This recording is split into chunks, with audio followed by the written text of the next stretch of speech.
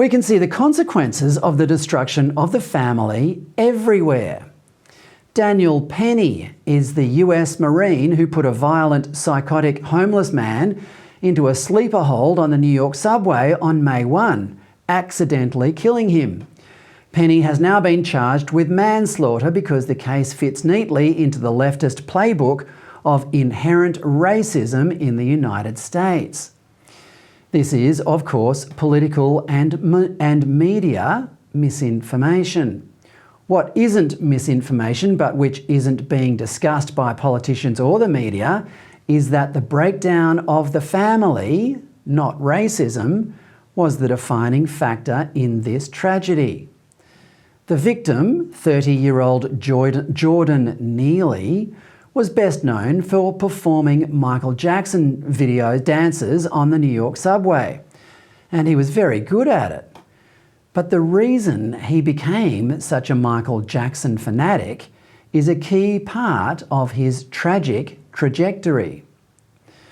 Neely lived with his mother in New Jersey. 16 years ago, when Neely was 14, his mother's boyfriend murdered her. He stuffed her body in a box and dumped it in the Bronx. Jordan was 14. He was a witness at the boyfriend's trial 5 years later and said their relationship, that's the relationship between his mum and the boyfriend, had been, quote, crazy, and they fought every day. The New York Times reported that, quote, perhaps to deflect from talking about the painful experience, he leaned into his childhood love of Michael Jackson, which by then had grown into a fine imitation. Everyone at his high school called him Michael Jackson.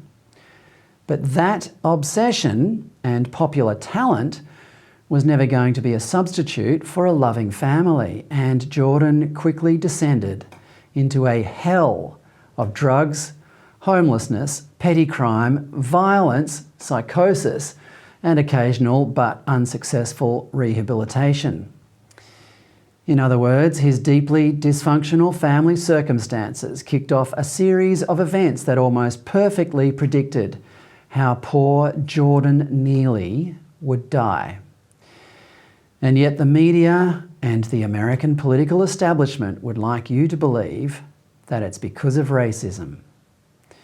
An equally destructive subtext is that it is no longer safe for good people to intervene when psychotic people are threatening others in public.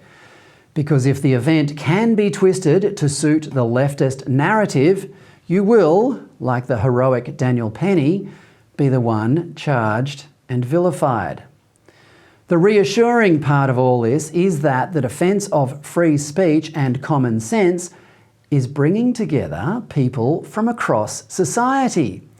If ever there was proof that an issue is fundamental, it is when people who normally oppose each other join forces to defend it.